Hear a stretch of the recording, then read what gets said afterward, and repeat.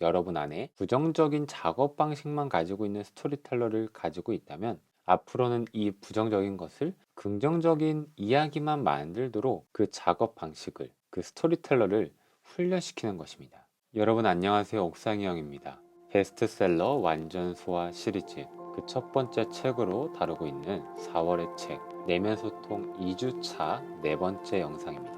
내가 나를 변화시킨다는 것. 이게 가능한 이유는 무엇일까요? 마음 근력을 강화한다는 것은 결국 내가 나를 변화시킨다는 것입니다. 그게 가능한 이유는 나라는 존재가 하나가 아니기 때문입니다. 나라는 자의식은 실체라기보다는 하나의 기능이며 현상입니다. 자동차의 비유를 하면 나는 자동차라는 실체보다는 자동차의 달리기에 해당하죠. 나라는 개념은 그래서 동사인 것입니다. 자 또는 나라는 자의식을 지속적인 스토리텔링 그 자체로 봅니다. 즉 나라는 자의식이 스토리텔러라는 말이죠.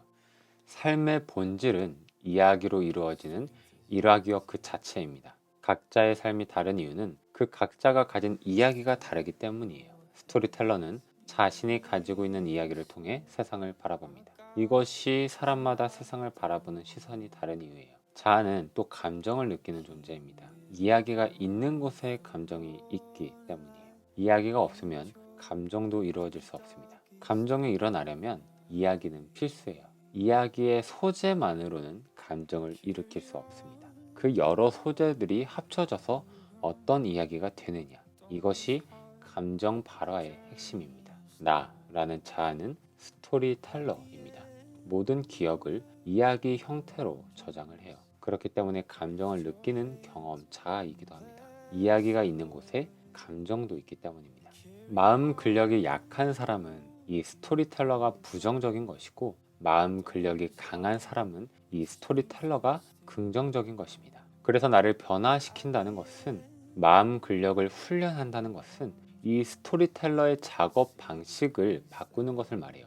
만약 지금까지 부정적인 스토리만 만들어 왔다면 여러분 안에 부정적인 작업 방식만 가지고 있는 스토리텔러를 가지고 있다면 앞으로는 이 부정적인 것을 긍정적인 이야기만 만들도록 그 작업 방식을, 그 스토리텔러를 훈련시키는 것입니다. 우리가 친구를 부를 때는 내 친구라고 하지 우리 친구라고 하지 않습니다. 그런데 부모님은 우리 어머니, 우리 아버지라고 합니다. 우리는 부모님을 나의 몸을 포함한 나의 모든 것을 낳아주신 분이라고 알고 있기 때문이에요. 인식하기 때문이에요. 그래서 부모님 앞에서 나의 존재는 복수인 것입니다. 내면 소통을 위해선 이 경험자와 배경자를 잘 이해하는 것이 중요합니다. 내가 복수라는 걸 인정해야 해요. 이해해야 합니다. 경험자가 스토리텔러입니다. 이 스토리는 타인과의 소통에 의해 완성이 되는데 이때 등장하는 것이 바로 배경자아입니다. 내 의식에 잘 드러나지 않는 또 다른 나, 잠재의식이라고 하기도 하는데요. 이 잠재의식은 우리 자신이 하는 생각과 행동에 영향을 미치지만 우리가 깨닫지 못하고 느끼지 못하는 경우가 많습니다. 우리가 일상적으로 나라고 생각하는 존재는 세상에 드러나는 존재이고 행동하고 생각하는 존재이며 느끼고 반응하는 존재입니다.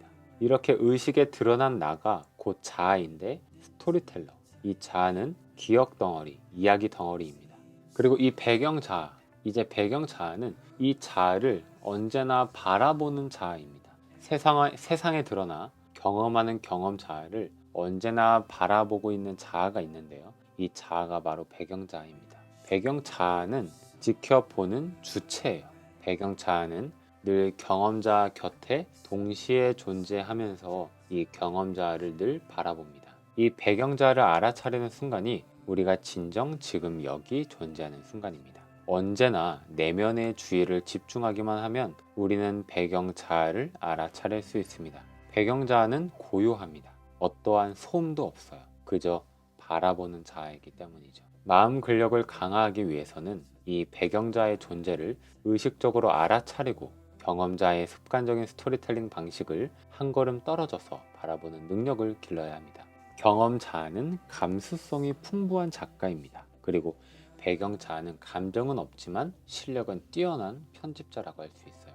만약 여러분이 지금 여러 감정에 휘둘리고 어떤 반복적인 심리적 문제에 부딪힌다면 아마도 스토리텔러의 습관적 작업 방식이 여러분에게 전혀 도움이 되지 않는 것입니다.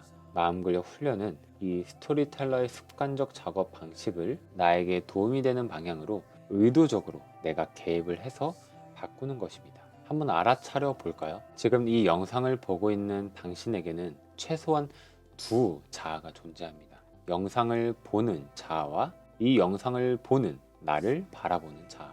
이 배경 자아와 경험 자아를 동시에 느낄 수 있어야 우리는 비로소 마음 근력을 강화하는 훈련을 시작할 수 있습니다. 배경 자아를 알아차리는 것이야말로 내면 소통의 출발점이자 마음 근력 훈련의 첫걸음입니다.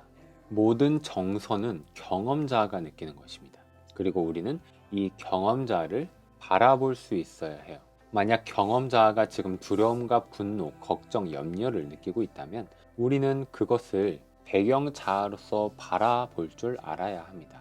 바라볼 때 이 감정은 즉시 사라집니다. 배경 자아는 오로지 고요하게 존재하기 때문이죠. 이때가 바로 편도체가 안정화되고 전전두엽 비질은 활성화되는 순간입니다. 이것이 내면 소통이며 진정한 자유와 행복감을 느낄 수 있는 순간입니다. 훈련하면 마음 근력은 강화돼요.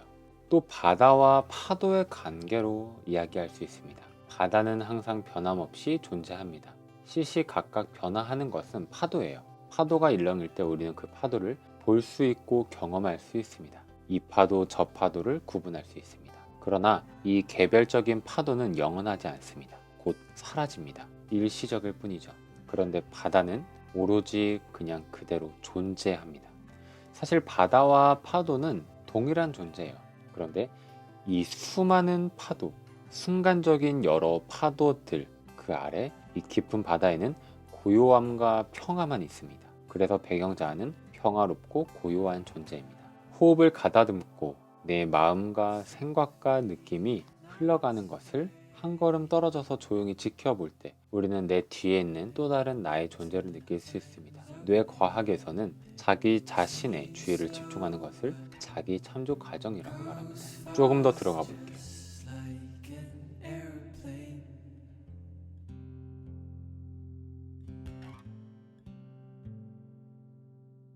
When she blows on the waves, constantly subject to change.